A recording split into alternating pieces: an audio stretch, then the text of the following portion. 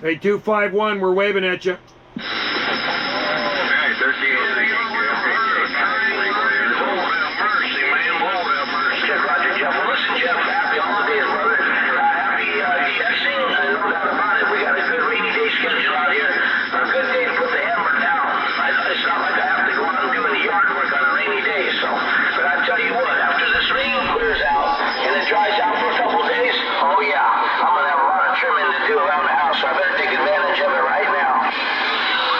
How about a 251 Santa Barbara, 791 waving? 791, we got a company, 791, 251 trying to get back to you. Hey, 251 Santa Barbara, 791, 9 Alpha Tango, 791 out here on these Gulf Islands, North Pacific. You're slamming in here, 20 over. Yeah, Roger, whereabouts are you, man? What's the first on the QTH, actually? You got Joe out here, Juliet Oscar Echo, 9 Alpha Tango, 791. Out here on the southern Gulf Islands, off the far Pacific coast of British Columbia. Oh, roger that. Well, I'll tell you what, out there in British Columbia, that's called the Gulf Island? Southern Gulf Islands. The name of my island is Salt Spring Island, Lake Table Salt and Bouncy Spring, about 1,100 miles due north of you. Okay, so Salt Spring, let me put that down in here. Salt Spring Island in British Columbia, Roger? You betcha. About the south end of our island is about 90 miles north of Seattle as the crow flies. Hey, roger that, Joe. Well, I'll tell you what, you're doing a good job out there. We got Mother Nature's giving it to us today there, Joe, because you're doing a good job from that Salt Spring Island out there around British Columbia. But my God almighty, you're doing a good job. 791, I think it is, old Joe out there. And what are you running for radio equipment? Yeah, you're sounding good, man. You're 20 over into the red. Nice to get the north to south skip again. You're sounding great from Santa Barbara. I'm running on my RCI 2980WX right now. A D104 Lollipop turned way down, pushing about 200 horsepower through a Yagi beam, a 3-element serial flat-side Yagi pointed your way. I'll tell you what, doing a good job on that particular, no doubt about it there, Joe. Yeah, you're doing good. I want to make sure I got this down. I like to put in my logbook for this contact. And like you said, it's not every day we can do that job out there to the Salt Spring Island. And that's Salt Spring Island of Canada. You betcha. Yep, we're off the southwest coast of British Columbia. Below the 49th parallel. Technically, we're way off the coast of Washington State. If you drew a straight line across, we can see into Washington State, San Juan Islands from here. Wow, yeah, that's quite a hole there. You know, it's kind of interesting the way that works, isn't it, Joe? Now, we can't talk in our own cotton-picking state, you know, 60, 75 miles away from here in California, but I can talk 2,000 or 3,000 miles away.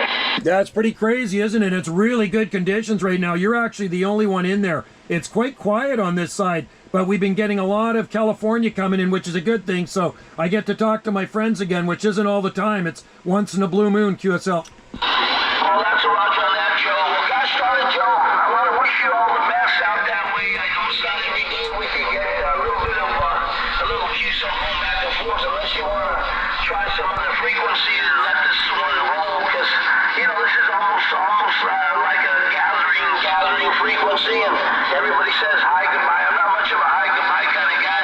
I pretty much like to go ahead and, have a bit of a chit-chat, hold the key down and talk the projects and the hobbies and anything else you might want to talk about. If you want to pick another frequency, fine. Otherwise, we'll let it roll. Yeah, let's go down to 355. I can go anywhere you want. I mean, if you want to go off center slot, but let's go to 355. Okay, 355 it is. How about it, 251 Santa Barbara, 791. Hey, 791, 251, trying to get back to you. Pick me up there, Joe. Oh yeah, not a problem. You're blasting in. Okay, yeah, roger that. My God almighty, yeah, man. I tell you, if it wasn't for Mother Nature, we couldn't make the contact. But, yeah, man, just talking on this particular mic, I got it wired up to this radio. It's an export radio. It's my oldest radio that I have. It's almost 45 years old, about 45 years old. It's a Galaxy 2100 export from Europe. A buddy of mine bought 5 of these when he went with his wife when I was basically a teenager growing up. And this friend of mine went to Europe with his wife, and he bought back 5 of these radios, and he sold me one, and I almost sold it in the mid-'80s. I'm glad I didn't, because I sold a handful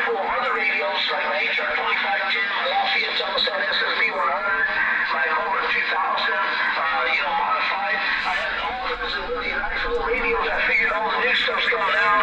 This is old stuff. But I'll tell you something. I have the realistic now little TRC 458s with a BLL 858. I got 3 of those, one for parts and 2 that are working really nice.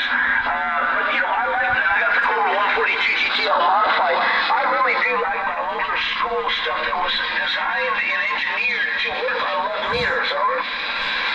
We're on the same page, brother. I got a Radio Shack here. I'm in a Radio Shack 40 feet away from my house, and I have 2 458 sitting in front of me right here. And you know, I was just talking to California about an hour ago on one of my 458s and a 5/8 wave ground plane.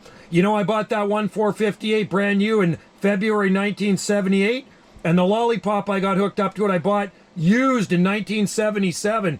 And I'm totally into the vintage stuff myself. I also have in front of me here a TRC 48.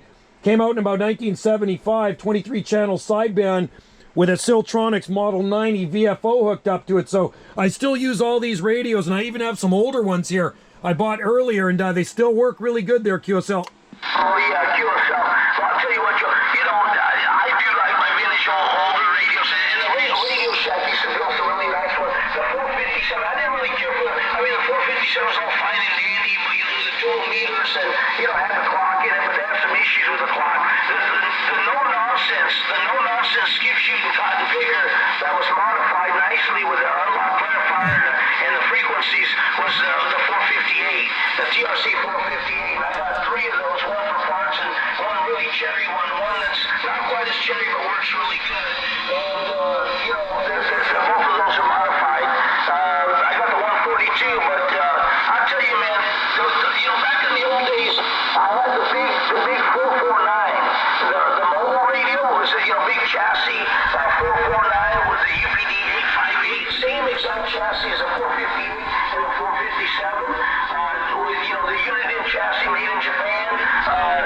It's hard to beat those. They have the click-back relays, but they work really well. And, you know, it's all heavy-duty, you know, through-hole components with heavy-duty wiring. They chipped out, they're starting to chip out a lot of radios now, and amazingly enough, some of the new ones that are coming out with some of that chippy S&D stuff with the MOSFET driven are starting to be pretty good. I mean, they sound pretty damn good. They're on frequency. They're doing a good job to make sure that they ain't going to have no comebacks and put a bad name on some of these new radios made in China. But the ones made in Japan or the Philippines, like the whole 148 Cobras and, you know, and in Japan, the realistic holes. I had a 449, brother. I had a tricked out 449. I wish I never got rid of it. You know, I have a handful of radios I wish I never did get rid of, to be honest with you. The oldie but goodies, the click-clack relays, the realistic TRC 4,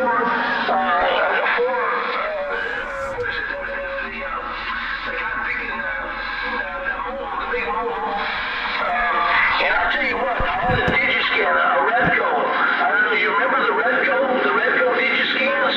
Well, I had a buddy of mine, he's a Charlie Genius back in the day when they first came out. I bought a Redco Digiscan brand new, had the manual and everything to tie it into the PLL, and he put that sucker on there, that 449, the TRC 449. I'll tell you what, man, that's another radio I wish I never got rid of. That was a smoking cotton picker.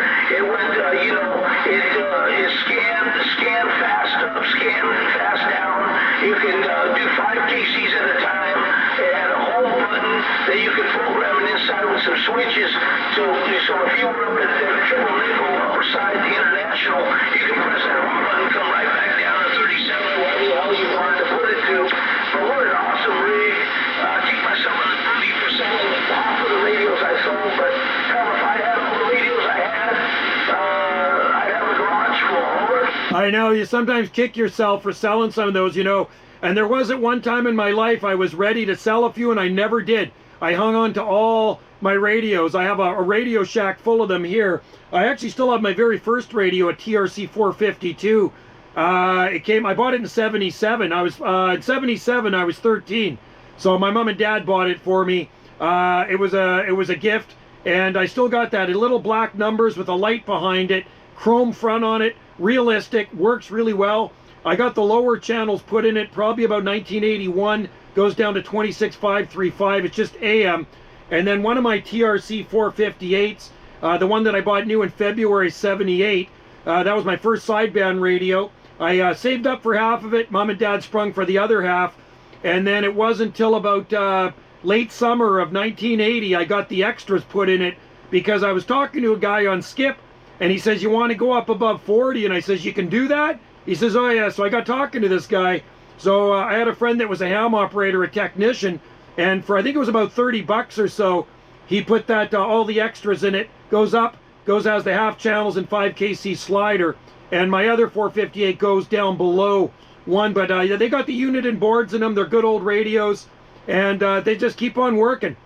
This RCI 2980 WX I'm talking on right now, I did have a problem with it about a year and a half ago. It just stopped transmitting, so I actually sent it down to Ontario, California, to Chris there at Superior CB Inc., and he fixed it all up for me, and it's working top notch now, thank God. But there's nobody around here on our island that works on these things. I'm the only operator on this island, and I don't know of any technicians here, QSL.